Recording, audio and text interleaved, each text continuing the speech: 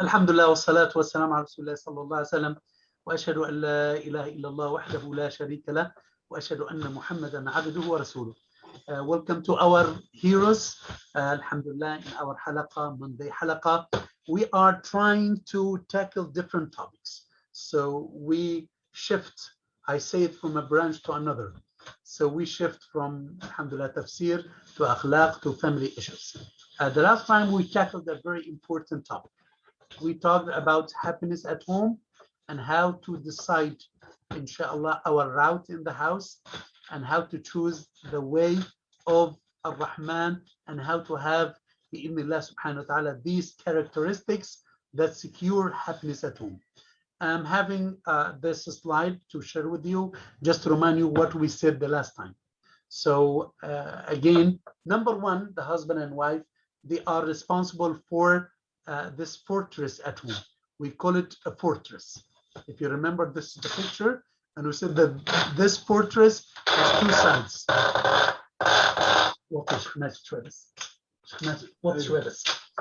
So we have two sides here, which means that the husband is responsible for one side and the sister is responsible for the other side. If you go down, we have here also two entrances.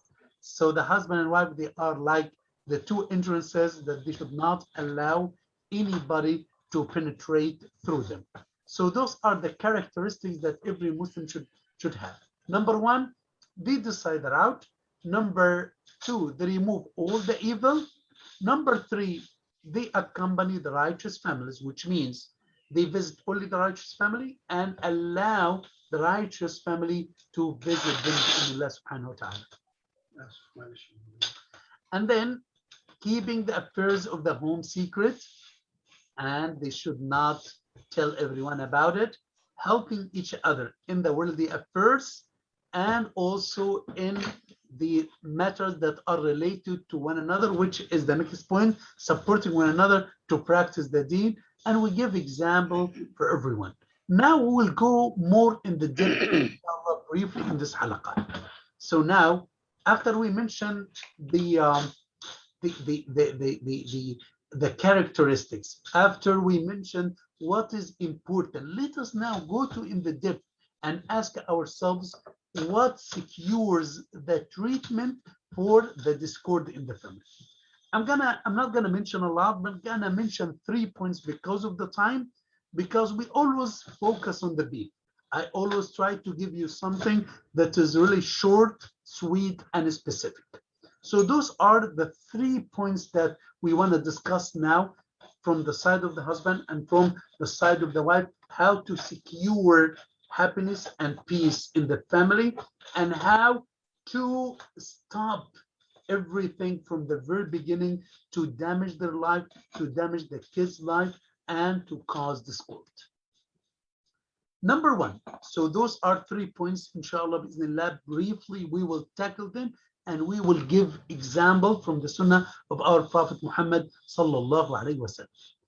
Number one, understanding the nature of the spouse. So to have peace and to put an end for any discord, the spouse should understand the nature of the other spouse. Right. To understand this, let us get back to the beginning and the foundation of the creation. Adam was created as a whole, and then Eve, Hawa, was created from him. What does it mean? Adam is the whole and Eve is the part. Is there a connection between the two? Yes. The part cannot live without the whole. And the whole has a function to do, to take care and to shelter the part and to take care of it. So both of them cannot live without each other. A wonderful and a wise woman called Umama bint al-Harith, when her daughter got married, she gave her an advice before she delivered her to her husband's house. She said, فَإِنَّ الرِّجَالَ لِلنِّسَاءِ خُلِقْنَ وَإِنَّ النِّسَاءَ خُلِقْنَ لِلرِّجَالِ. So women created for men and men created for women. This is something that we should understand, that, Hawa, Eve, was part of Adam, which means that she cannot live without Adam. And Adam, his job is to protect Eve because he's the whole and she's the part. He should take care of her and he should secure her from all the dangers, and he should try to contain her and accommodate her in the very happy and possible way to make her happy and also to protect her from any harm. The Prophet Muhammad ﷺ understood the nature of women, and there is an example came in the Sunnah of our Prophet Muhammad ﷺ, and this example when there is a woman called Zar. So the story of Zar, I don't know whether you heard it or not, Brother Zafar.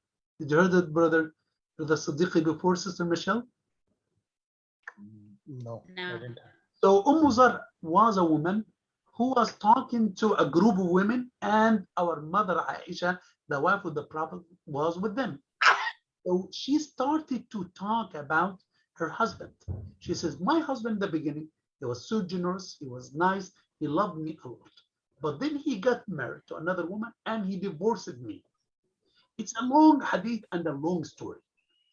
The Prophet Muhammad ﷺ did two things here. Actually, three things. When Aisha came to the Prophet, I'm gonna write this, so that's why you will not forget it, inshallah, on the slide when you review it, inshallah, bi'idhnillah. Now, I'm gonna just make it smaller and write it. So, story of Zar. So just to remember this. So the Prophet Muhammad sallallahu alaihi wasallam, he listened. Number one, he listened to Aisha radiallahu anha when she narrated the whole story with Abu Dhar, when he did this and this to his wife. So he was a good listener. This is something that the husband should understand, that he should listen to the wife. And then, after he listened to her, the Prophet Muhammad understood. We should understand why Aisha is sharing this with her, her spouse, with her, with the Prophet Muhammad sallallahu alaihi wasallam. There is something beyond this. And then the third thing that the Prophet says, he gave her security. This is something women need. So the Prophet Muhammad said to Aisha, after he listened to her, after he understood what she wanted to say, the Prophet Muhammad said to Aisha, I will be to you like Abu Zar to Zar. I will do exactly what Abu Zar did to Zar when he took care of her, when he loved her, when he gave her all what she needs from emotions and marital things and material stuff as a wife. And then the Prophet gave her security. غير أني لا أطلقك, but I will not divorce you. I will not do like what Abu Zar did at the end. So the wife should understand the nature of her husband. He's working all day. This world is monster. This world is like a monster. He's at work suffering a lot.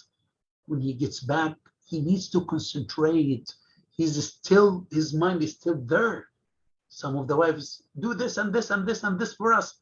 You are outside and you forgot to. The husband now, he needs to have some rest from the stress that he had all the day. The husband cares a lot for the rental, for the expenses, for the future of his kids. But the wife, she wants to talk to her husband. She wants to spend some time with her husband. She wants to hear these words of love from her husband.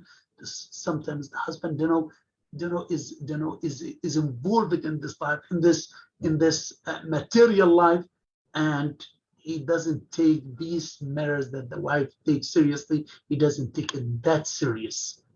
So there is a gap now. The husband didn't understand the nature of the wife, and the wife also didn't tolerate such type of harsh life that the husband faces outside the house.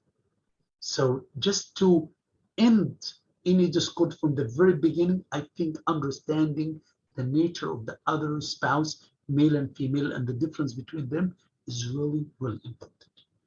If this point clear, move to the other point. Again, this is not everything, but those are tips because of the time and to make it short and condense it, inshallah.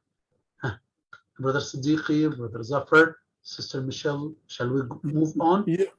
Imam, I wanted to add here is that when my sister got married, my mother, may Allah be pleased with her, she gave the advices that whenever you wanted to talk to your husband, always choose the time and the place and never, ever, ever speak or say anything as he enters in the house after the whole day work, you know. Allahu Akbar. You know, this lady that I told you that she told her daughter, men are created for women and women are created for men. She said to her daughter a wonderful advice that is related to what you said, Brother Zafar. She said, التعهد لوقت منامه وطعامه. So make sure that the time of sleep and the time of food is a peaceful time.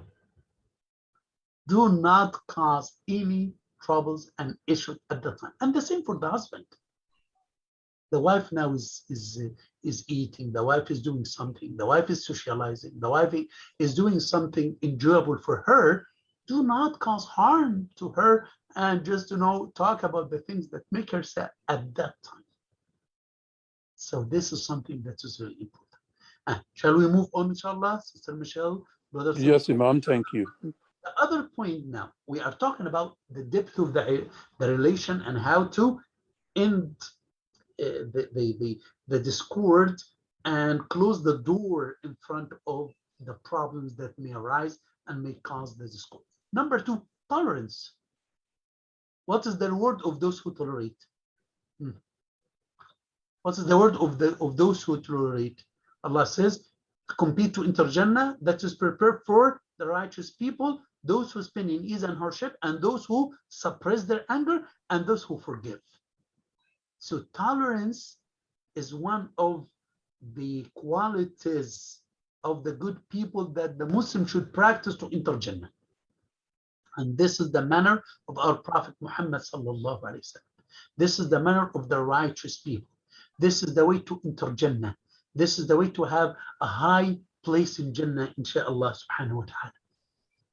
And in many verses of the Quran, the Prophet used to tolerate, used to forgive, used to find excuses. So the husband is back from work. I should find the excuse for him. The wife is with the kids all the day. So if she doesn't fix any food, it's not a big deal. So find an excuse, tolerate, try not to be a person, who just, takes the point, criticize. This is not a life. Allah says, وَجَعَلَ بَيْنَكُمْ مَوَدَّةً and rahmah. Mercy, affection, love, mutual understanding. So that's why such type of life needs to tolerate. We are highly recommended to tolerate the people who are outside the family, right? The people who are outside the family, we are highly recommended to tolerate them. If someone says something, I should find an excuse for him. I should not cause any harm for anyone. I should, those who are ignorant and cause harm for me, I should forgive them for the sake of Allah Azza wa Jalla. This is something very important.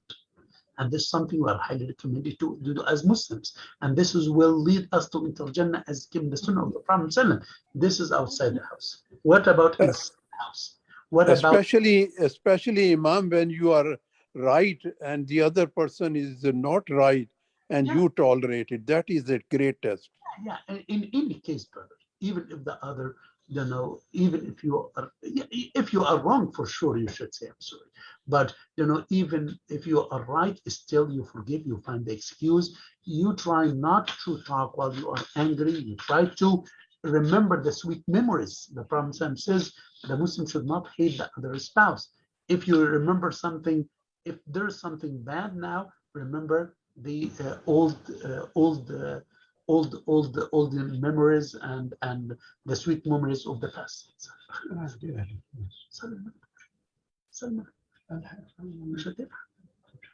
So this is just an advice that everyone should inshallah adopt. That Imam, can I add something that which I learned and I wanted to share with you and the class?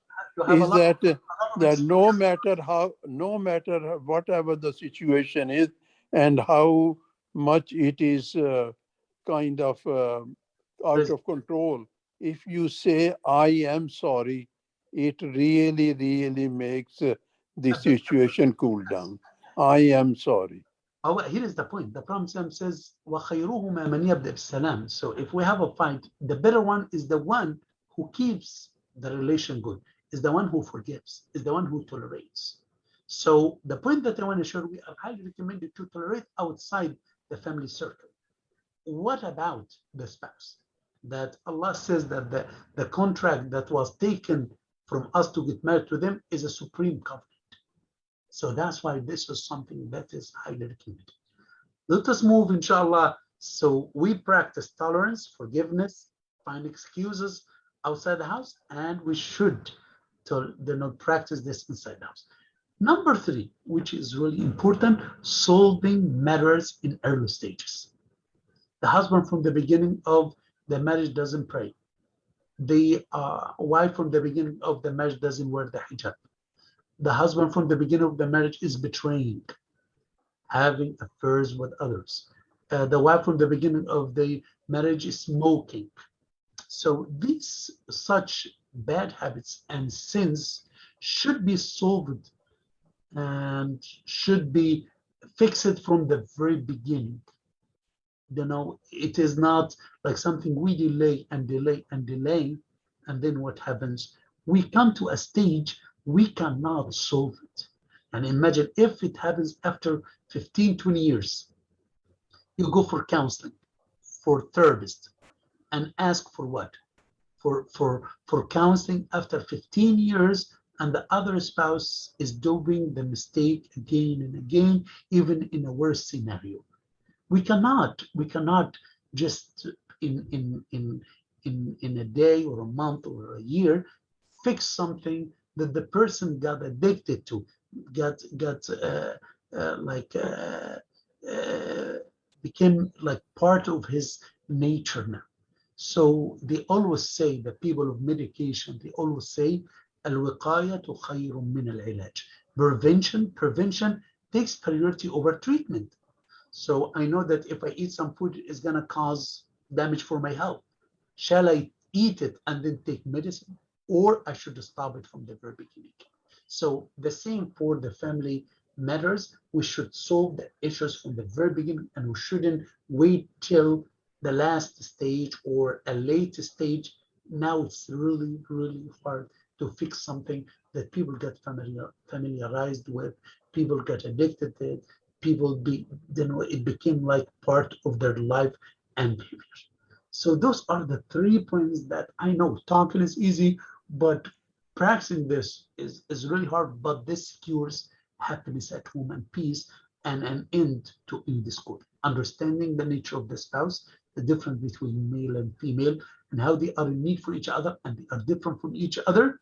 And this is also for, subhanAllah, this is what the kids need. They need the strength from the father, who's the shelter, and they need affection and love from the mother. So that's why they are both complete each other. And then tolerance and forgiveness in case of mistakes, and solving the matters in early stages. I wish these 3 advices help, inshallah. This is the small message that I wanted to share with you. Inshallah, the next time, maybe we'll continue talking about something little and specific, or move to another topic, inshallah. I wish that this dose is sufficient and good and touch the hearts, inshallah. Excellent, Imam. Excellent. Inshallah. Sister Michelle, we didn't hear from you and from Abu Adam. Yes. Abu Adam is stay with us? No, he's not. I want He him had to to go to another meeting. I need every husband to hear this, sister. So I will Yes, I agree. I will try to, inshallah, bismillah, record it and send it to the group inshallah. Inshallah. Inshallah. Thank جزاكم you, الله خير. Imam. Come to an end inshallah بإذن الله سبحانه وتعالى. Okay. جزاكم الله خير for your time. Bless you. Bless you. جزاكم الله. السلام عليكم. Assalamu alaikum.